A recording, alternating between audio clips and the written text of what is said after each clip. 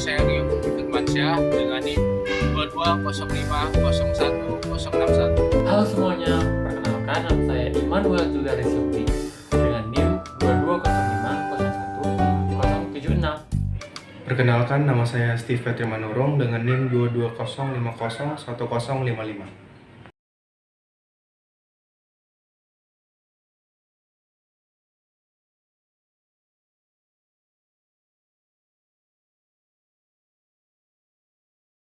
Baik, jadi kita masuk ke dalam bagian yang pertama, yaitu pengertian dari kalimat sederhana. Apa yang dimaksud dengan kalimat sederhana? Kalimat sederhana merupakan suatu kalimat yang terdiri dari satu subjek dan satu predikat. Jadi meskipun suatu kalimat itu memiliki informasi tambahan seperti objek, pelengkap, dan kata keterangan, tapi jika kalimat itu hanya memiliki satu subjek dan satu predikat, maka kalimat itu masih tergolong ke dalam kalimat sederhana. Bagian selanjutnya, fungsi dari kalimat sederhana. Yang pertama, untuk menyampaikan informasi yang mudah dipahami. Yang kedua, untuk mempermudah komunikasi yang ringkas dan efektif. Dan yang ketiga, untuk menghindari ambiguitas atau kesalahpahaman dalam mengartikan perkataan orang lain. Teman-teman, sebelum kita lebih lanjut membahas soal kalimat sederhana, saya ingin menjelaskan komponen-komponen yang ada dalam kalimat. Yang pertama, itu adalah subjek. Sebenarnya apa sih itu subjek? Jadi teman-teman, subjek itu tidak melulu harus manusia atau orang. Dalam pengertiannya, dalam bahasa Indonesia, subjek adalah hal ataupun inti dalam sebuah kalimat. Subjek ini bisa berubah nomina manusia ataupun nomina non manusia, ataupun bisa juga berubah frasa nomina. Contohnya seperti ini teman-teman. Kalau untuk nomina manusia, contoh kalimatnya aku sedang berjalan. Nah, di sini subjeknya adalah aku, yang mana aku adalah kata ganti untuk orang pertama atau manusia pertama. Tunggal ya teman-teman. Kemudian kalau untuk kata nomina non manusia atau kata benda non manusia, itu seperti contohnya kucing itu sedang memakan tulang. Nah, si kucing itu yang merupakan subjek dalam kalimat tersebut. Baik teman-teman, komponen kedua yang ada dalam kalimat bahasa Indonesia adalah predikat.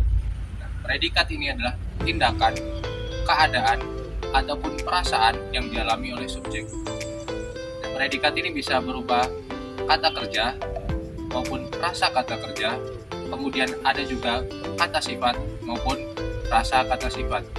Nah, contohnya kata kerja sebagai predikat adalah saya berlari. Nah, di sini predikatnya adalah berlari. Berlari adalah suatu kata kerja, yaitu karena aktivitas lari itu sebuah pekerjaan.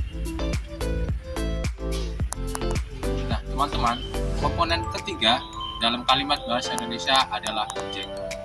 Objek adalah sesuatu yang dikenai tindakan oleh si subjek. Makanya dalam bahasa Indonesia itu objek juga dikenal sebagai yang paling disakiti dalam kalimat karena dia yang selalu mendapat tindakan dari subjek. Seperti contoh, objek dalam suatu kalimat adalah aku menaiki motor. Nah, si motor ini merupakan si objeknya. Si motor itu dia dikenai tindakan berupa dinaiki oleh si aku ataupun si subjek itu sendiri. Baik teman-teman, komponen keempat dalam kalimat bahasa Indonesia adalah pelengkap. Fungsi dari pelengkap adalah memberikan informasi tambahan mengenai objek. Contoh kalimatnya adalah saya menaiki motor berwarna merah. Nah, warna merah dalam kalimat tersebut adalah pelengkap yang menjelaskan tentang warna dari objek yang ada pada kalimat, yaitu motor. Kemudian komponen terakhir dalam kalimat bahasa Indonesia adalah kata keterangan. Nah, ini berbeda sedikit dengan pelengkap, yang mana kata keterangan ini memberikan informasi tambahan mengenai kalimat secara umum. Kata keterangan juga memiliki beberapa jenis seperti kata keterangan cara, kata keterangan alasan, kata keterangan waktu, tempat, dan lain sebagainya. Contoh penggunaan kata keterangan dalam kalimat bahasa Indonesia adalah saya makan dengan lahap.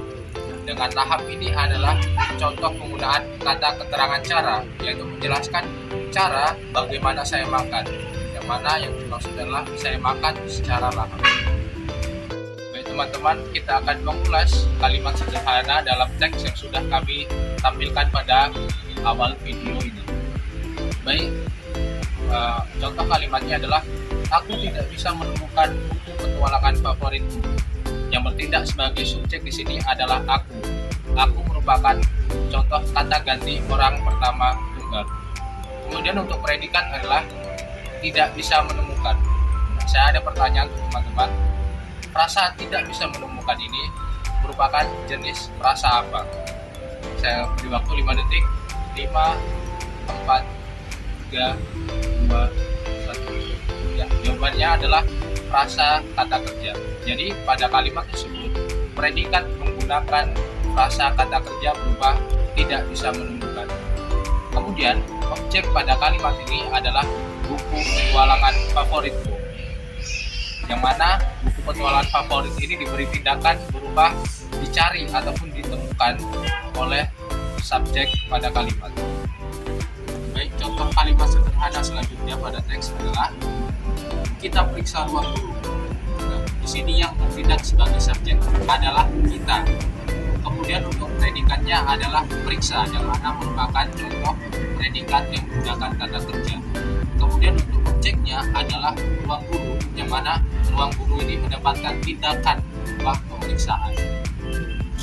Kemudian contoh kalimat selanjutnya adalah saya menemukan bukunya. Nah, yang bertindak sebagai subjek adalah saya dalam kalimat ini, yang menjadi topik ataupun inti dari kalimat. Kemudian untuk predikatnya juga masih menggunakan predikat berupa kata kerja, yaitu menemukan. Untuk objeknya adalah bukunya, karena buku tersebut itu mendapatkan tindakan berupa ditemukan oleh subjek dalam kalimat tersebut. Contoh kalimat selanjutnya, saya membawa lampu saku. Yang merupakan subjek pada kalimat ini adalah saya, di mana kata saya itu merupakan kata ganti orang pertama. Kemudian membawa. Kata membawa itu merupakan predikat yang termasuk ke dalam kata kerja. Lalu lampu saku. Kata lampu saku itu merupakan objek karena dia merupakan frasa yang dikenai aktivitas atau tindakan oleh subjeknya, yaitu membawa atau dibawa oleh subjek. Contoh selanjutnya, kita akan butuh cahaya. Yang menjadi subjek pada kalimat ini adalah kita, di mana kita itu merupakan kata ganti orang pertama jamak. Lalu akan butuh. Akan butuh di sini adalah predikat yang merupakan kata kerja atau frasa verbal.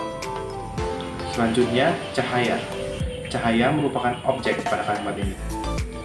Contoh kalimat yang terakhir, saya membawa lampu saku. Mungkin kita akan butuh cahaya. Dapat kita lihat pada kedua kalimat ini terdapat subjek dan predikat pada masing-masing kalimat. Saya subjek, membawa predikat, lalu kita subjek, dan akan butuh predikat. Syarat untuk suatu kalimat bisa dikategorikan sebagai kalimat sederhana itu adalah hanya memiliki satu subjek dan satu predikat.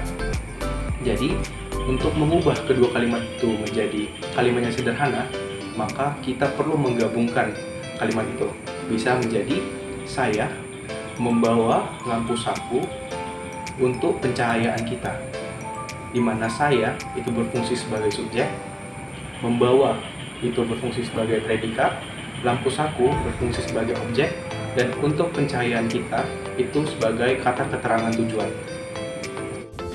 Nah, pada kesempatan kali ini saya akan membahas tentang kalimat tanya. Nah, sebelum masuk ke kalimat tanya, perlu kita ketahui apa sih pengertian dari kalimat tanya itu. Nah, berikut ini merupakan jawabannya. Jadi, pengertian dari kalimat tanya tersebut merupakan sebuah kalimat yang bertujuan untuk menanyakan sebuah informasi, pernyataan, dan juga penjelasan dari kalimat tanya.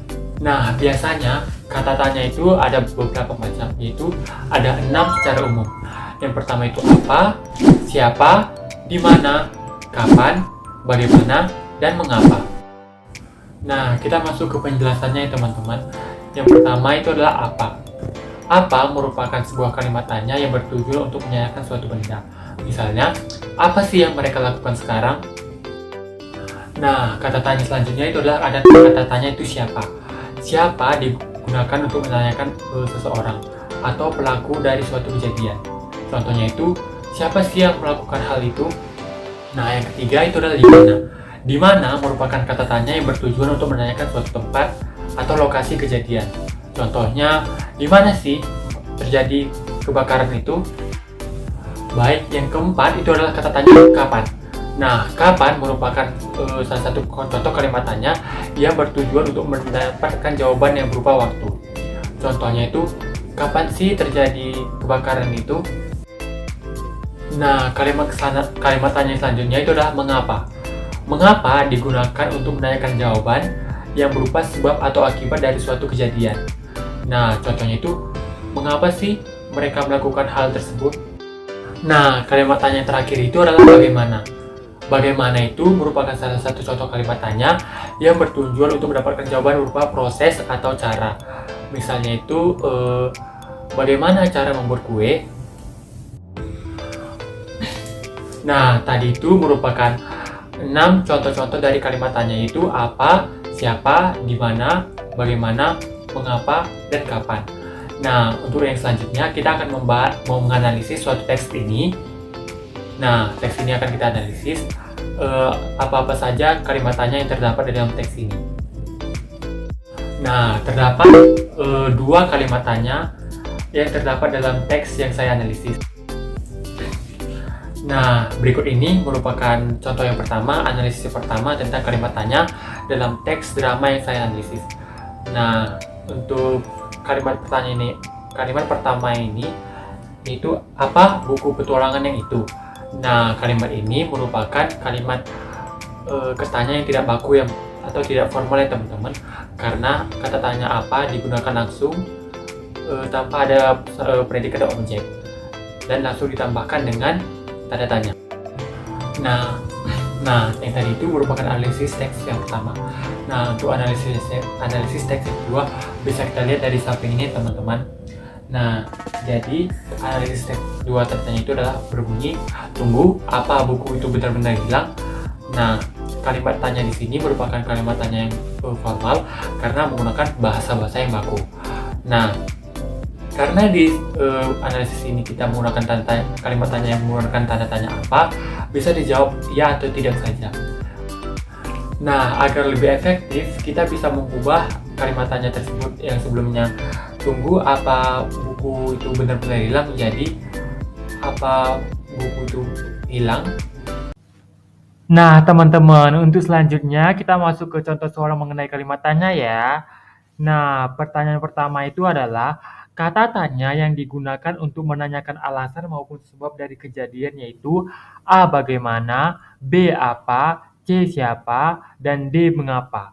Nah, kira-kira jawabannya apa ya teman-teman? Nah, jawaban dari pertanyaan ini adalah A. Bagaimana. Mengapa bagaimana merupakan jawabannya? Alasannya adalah kata tanya bagaimana berfungsi untuk menanyakan keadaan sesuatu, cara sesuatu perbuatan itu dilakukan, atau cara sesuatu peristiwa itu terjadi. Nah, jawabannya adalah bagaimana ya teman-teman. Kita masuk ke pertanyaan yang kedua ya. Pertanyaan kedua itu adalah kata tanya yang mengandung pertanyaan-pertanyaan mengenai pelaku atau orang lain dari sebuah peristiwa yang terjadi adalah A. Siapa, B. Bagaimana, C. Apa, dan D. Mengapa. Nah, jawabannya adalah siapa ya teman-teman. Mengapa jawabannya siapa? Karena siapa itu merupakan kata tanya yang mengandung atau bertujuan untuk menanyai sebuah pelaku atau orang lain dari sebuah peristiwa yang terjadi. Nah, sekianlah hasil video kami mengenai kalimat tanya dan kalimat sederhana. Sekian dan terima kasih. Semoga bermanfaat ya teman-teman videonya. Sampai jumpa di lain waktu.